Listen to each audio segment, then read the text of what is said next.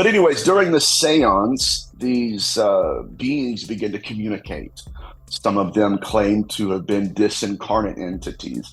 Others claimed and even appeared to be the bug-eyed, bulging-eyed, alien extraterrestrial that we all know to be the Gray. Matter of fact, it was during one seance when I believe it was on a TV, if it wasn't just literally manifesting in the room itself, they called him Mr. Blue. And it was just the image of the face, but it had big eyes, split mouth, and it looked just like an alien Gray, but it was not. It wasn't like it manifested with a body. It was literally almost like an apparition of an alien Gray. And so even going on, and I got a list of things they experienced: mobile lighting effects, both solid and fluid. Now, I'm going to say something real quick. Side note.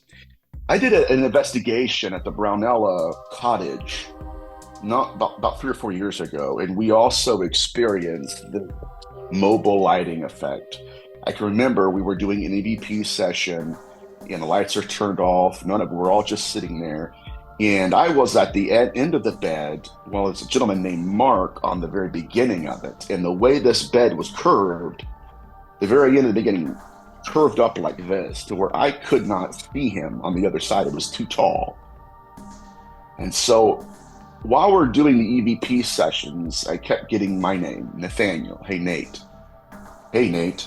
Hi, Nathaniel. And it was almost like a communication between two entities. One was seemingly female, and the male entity, of course, kept telling her to be quiet. And it would tell her to shut up, be quiet, I've got this. And then it would communicate to me by name. But anyways, while this EVP session is going on, all of a sudden there are light effects begin to hit my end of the bed. And I could see it dancing on the wood. At the same time, Mark on the other side of the wood was seeing it on his side as well, dancing across the bed frame. Absolutely incredible. But they experienced this same phenomenon while performing seances, materializations of forms.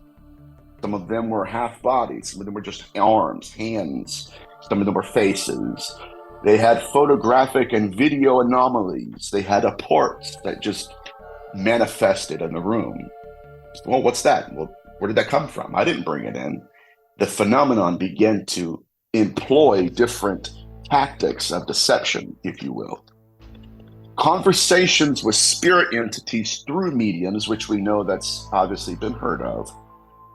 But the being that's so terrifying to me, that really kind of changed the game and moved the needle in a very odd direction. It manifested in the late 90s during one of these seances, but it manifested in the basement.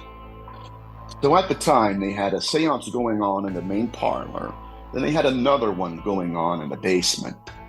As the group of people were performing a seance in the parlor, they heard a scream from downstairs. When they ran downstairs, there was an entity, and this is the only way that they have described it. And this will put chills down your spine, and it should. They said that during their seance in the parlor, something began to manifest downstairs to the people, and it had teleported its own body into the room. It teleported its own body. It had claimed to be one of the psychic's guides. And in doing that, it created its own voice and began to talk to her and professed, I am so-and-so's guide, and I am here to talk to you. Now, when this entity manifested, the room began to fill with terror. It began to fill with this is what they called it, a hatred for humanity. And as soon as that presence filled up every crevice in that parlor, in that basement rather, they stopped the experiment, turned all the lights on, blew out all of the candles. The psychics cut their channeling, and they realize for a fleeting moment that what we thought we were in contact with was something so completely different than what our minds had comprehended, than what they could even imagine. And at that moment, they thought, wait a minute, we opened up a portal, be it a mortal portal or be it through some incantation, and whatever is on the other side is now here. How do we close the door we have opened? Do you want to help support Beyond Forbidden and receive extra content that's not seen anywhere else? By becoming a Patreon, a few things you will receive are the full-length 90-minute or 120-minute podcast episode. Members will also receive a private link of the video podcast and will only be exclusive to Patreon members. In-person, face-to-face interviews with some of the most well-known, respected researchers. Behind-the-scenes footage of interviews not seen anywhere else. And that's just a few perks. So what do you have to lose? Cut out one brain-rotting, overly processed Happy Meal a month that doesn't do anything beneficial for your mind, body, and spirit, and become a Patreon for just $5.